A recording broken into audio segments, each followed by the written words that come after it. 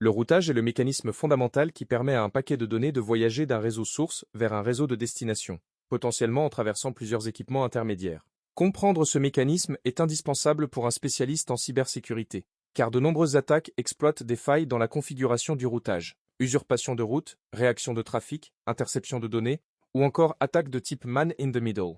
Avant d'entrer dans le détail, rappelons que le routage opère principalement à la couche 3 du modèle OSI, c'est-à-dire la couche réseau. L'équipement principal responsable du routage est le routeur, bien que des commutateurs de niveau 3, commutateurs capables de router, puissent également remplir ce rôle dans certaines architectures. Qu'est-ce que le routage? Le routage est le processus par lequel un routeur détermine le chemin optimal qu'un paquet doit emprunter pour atteindre sa destination. Concrètement, lorsqu'un paquet arrive sur une interface d'un routeur, celui-ci lit l'adresse IP de destination contenue dans l'entête du paquet, consulte sa table de routage, puis décide vers quelle interface et vers quel prochain équipement le paquet doit être transmis. Ce prochain équipement vers lequel le paquet est envoyé s'appelle la passerelle suivante, ou en anglais le next hop. Si le réseau de destination est directement connecté au routeur, celui-ci envoie le paquet directement sans passer par un intermédiaire supplémentaire. La table de routage. Définition et rôle. La table de routage est une base de données interne au routeur, ou à tout système capable de router, y compris les serveurs Linux et Windows. Elle contient une liste d'entrées, chacune décrivant comment atteindre un réseau particulier. Chaque entrée dans la table de routage contient généralement les informations suivantes. Le réseau de destination, exprimé en notation CDR, par exemple 192.168.1. 024e. Le masque de sous-réseau associé.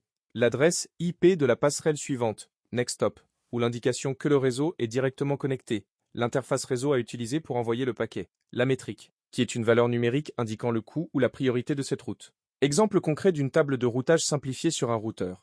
Réseau 192.168.1.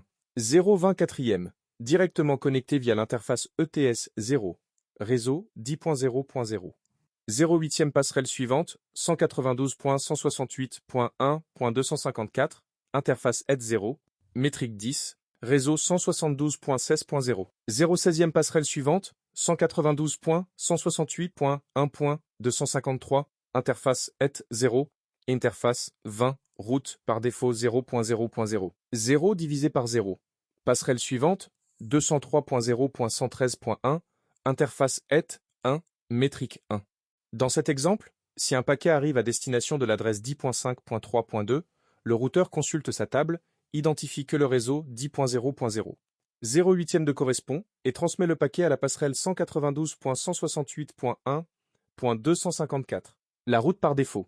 La route par défaut est une entrée spéciale de la table de routage, notée 0.0.0. 0 divisé par 0 dans IPv 4. Elle couvre toutes les destinations qui ne correspondent à aucune autre entrée plus spécifique.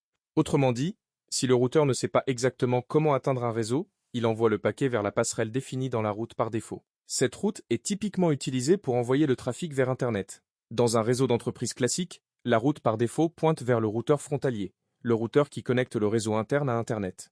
Pour un poste de travail ou un serveur, la route par défaut pointe vers la passerelle du réseau local, souvent la box Internet ou le routeur du réseau. Le principe de la correspondance la plus longue. Longest prefix match. Lorsque plusieurs entrées dans la table de routage peuvent correspondre à une adresse de destination, le routeur applique la règle de la correspondance la plus longue. Longest prefix match.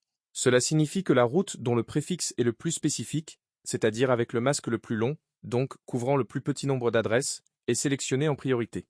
Exemple concret, supposons que la table contienne ces deux entrées, 10.0.0. 0,8e passerelle A, 10.10.0. 0,16e passerelle B. Si un paquet est destiné à 10.10.5.3, les deux entrées correspondent, car 10.10.5.3 est dans le réseau 10.0.0. 0,8e exact laisse-la dans le réseau 10.10.0. 0,16e. Le routeur choisit la route 10.10.0. 0,16e de quart, son préfixe est plus long, /16 est plus spécifique que /8. Le paquet sera donc envoyé vers la passerelle B. Ce mécanisme est capital à comprendre en cybersécurité, car une attaque connue sous le nom de BGP hijacking, détournement de route via le protocole de routage BGP, Border Gateway Protocol, exploite précisément ce principe. Un attaquant annonce un préfixe plus spécifique que celui légitime pour détourner le trafic vers ses propres serveurs. Les types de routes. On distingue plusieurs types de routes dans une table de routage. Les routes directement connectées, créées automatiquement lorsqu'une interface réseau est configurée avec une adresse IP. Par exemple, Si l'interface EC0 d'un routeur a l'adresse 192.168.1, un 24e, la route vers 192.168.1. 0,24e est automatiquement ajouté comme directement connecté. Les routes statiques, configurées manuellement par un administrateur réseau. Elles sont simples à mettre en place, mais ne s'adaptent pas automatiquement au changement de topologie. Exemple, un administrateur configure manuellement pour atteindre 10.0.0. 0,8e. Utiliser la passerelle 192.168.1.254. Les routes dynamiques, apprises automatiquement grâce à des protocoles de routage dynamique. Ces protocoles permettent aux routeurs d'échanger des informations sur les réseaux qu'ils connaissent. Les principaux protocoles de routage dynamique sont OSPF, Open Shortest Path First, protocole à état de lien, largement utilisé dans les réseaux d'entreprise. EIGRP, Enhanced Interior Gateway Routing Protocol, protocole propriétaire Cisco. Hybride, BGP, Border Gateway Protocol. Protocole utilisé pour le routage entre différents systèmes autonomes, entre opérateurs Internet, par exemple. C'est le protocole qui permet à Internet de fonctionner à grande échelle. RIP, Routing Information Protocol, ancien protocole à vecteur de distance, peu utilisé aujourd'hui car limité en scalabilité. La métrique est le choix du meilleur chemin. La métrique est une valeur numérique associée à chaque route, représentant son coût. Plus la métrique est basse, plus la route est considérée comme préférable. Chaque protocole de routage calcule la métrique différemment. RIP utilise le nombre de sauts, hop count, le nombre de routeurs traversés pour atteindre la destination. OSPF utilise le coût basé sur la bande passante de l'interface. BGP utilise de nombreux attributs complexes pour sélectionner la meilleure route. Pour les routes statiques, l'administrateur peut attribuer manuellement une métrique, ou distance administrative, afin de définir des priorités. La distance administrative. En plus de la métrique, les routeurs utilisent une valeur appelée distance administrative pour choisir entre plusieurs routes vers le même réseau apprises par des sources différentes. Une route directement connectée a une distance administrative de 0, la plus fiable. Une route statique a généralement une distance administrative de 1. Et les protocoles dynamiques ont des valeurs plus élevées. Par exemple, OSPF égale 110. RIP égale 120 sur les équipements Cisco. Plus la distance administrative est basse, plus la route est préférée. Exemple de cheminement d'un paquet. Prenons un exemple concret de bout en bout. Un utilisateur sur le poste 192.168.1.10 veut accéder au serveur 203.0.113.50 sur Internet. 1. Le poste vérifie sa propre table de routage. L'adresse 203.0.113.50 ne correspond à aucune route locale spécifique, donc le paquet est envoyé vers la passerelle par défaut. Par exemple, 192.168.1.1, le routeur du réseau local. 2. Le routeur 192.168.1.1 reçoit le paquet. Il consulte sa table de routage.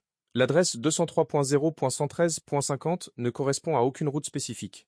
Donc, il utilise sa route par défaut et envoie le paquet vers le routeur de l'opérateur Internet. Par exemple, 203.0.113.254. 3. Le routeur de l'opérateur consulte sa propre table de routage, très volumineuse, contenant des millions d'entrées apprises via BGP, et détermine le prochain saut vers 203.0.113. 4. Ce processus se répète de routeur en routeur jusqu'à ce que les paquets atteignent le serveur de destination. Chaque routeur ne connaît que le prochain saut à effectuer, pas l'intégralité du chemin. C'est le principe fondamental du routage hop by hop. Implication pour la cybersécurité. Comprendre le routage est essentiel pour plusieurs raisons directement liées à la cybersécurité. Lors d'une reconnaissance réseau, phase de pentest. Analyser les tables de routage d'un équipement compromis permet de cartographier l'architecture interne du réseau cible et d'identifier des sous-réseaux non visibles depuis l'extérieur. Les attaques de type routage malveillant, route injection, consistent à injecter de fausses routes dans le réseau pour rediriger le trafic. C'est notamment exploitable lorsque des protocoles de routage dynamique sont mal sécurisés, absence d'authentification sur OSPF ou RIP. Le BGP hijacking est une attaque réelle et documentée où un acteur malveillant ou un opérateur mal configuré annonce des préfictions IP qui ne lui appartiennent pas, capturant ainsi une partie du trafic Internet. Sur un serveur Linux ou Windows compromis, lire la table de routage avec des commandes comme IP route Linux ou route print Windows permet à un attaquant de comprendre comment le réseau est structuré et de planifier des mouvements latéraux. La mise en place de routes statiques mal configurées peut créer des trous noirs réseau, black hole routing, ou des boucles de routage, perturbant la disponibilité des services. Lire une table de routage sous Linux. Sous Linux, la commande iproute show affiche la table de routage. Voici un exemple de sortie.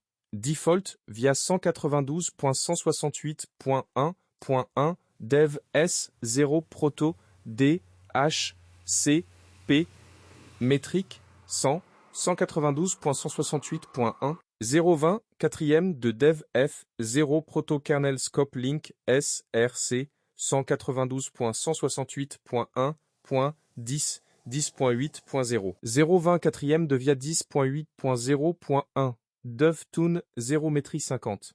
Lecture. La première ligne indique la route par défaut, vers toute destination inconnue, passant par la passerelle 192.168.1.1 via l'interface E0. La deuxième ligne indique que le réseau 192.168.1. 0.24e d'est directement accessible via ETSCS. La troisième ligne indique qu'un réseau VPN, Virtual Private Network, 10.8.0. 0.24e d'est accessible via l'interface Tune0, interface tunnel. Résumé des points clés à retenir. Le routage permet d'acheminer des paquets entre réseaux différents en s'appuyant sur les adresses IP de destination. La table de routage contient les informations nécessaires. Réseau de destination. Passerelle suivante. Interface de sortie et métrique. La route par défaut. 0.0.0. 0 divisé par 0 capture tout le trafic ne correspondant à aucune route plus spécifique. La règle du préfixe le plus long détermine quelle entrée de la table est utilisée lorsque plusieurs correspondaient. Il existe 3 types de routes. Directement connectées, statiques et dynamiques. Les protocoles de routage dynamique OSPF, BGP, R, EI, EIGRP permettent au routeur d'apprendre automatiquement les routes disponibles. En cybersécurité. La table de routage est une source d'informations précieuse lors d'une reconnaissance et une cible potentielle pour des attaques de manipulation du trafic.